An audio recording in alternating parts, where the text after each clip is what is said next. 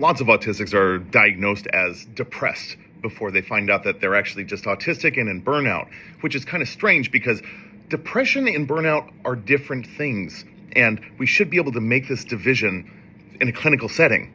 My name is Sol Smith. I'm the author of The Autistic's Guide to Self-Discovery. I also run the Neurospicy community where lots of neurodivergent people get together and support each other.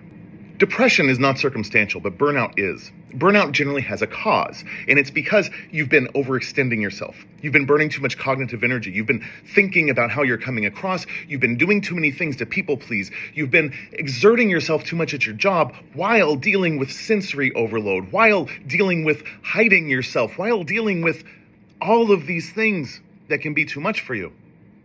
And depression tends to be not situational. In both burnout and depression, there's a lack of motivation. But really, in burnout, it's trapped motivation.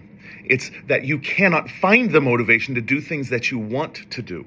Where in depression, you don't want to do anything anymore.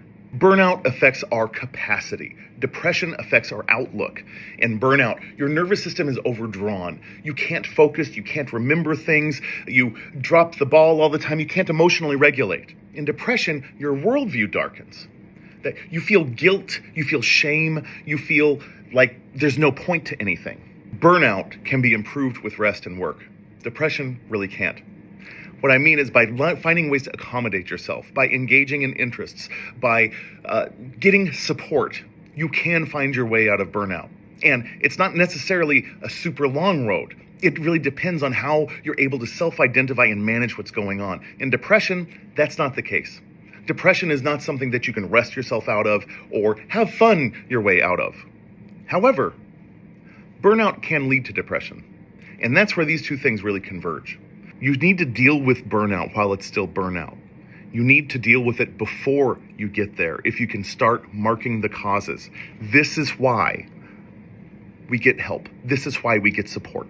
This is why we talk to each other instead of talking to people who have not experienced this.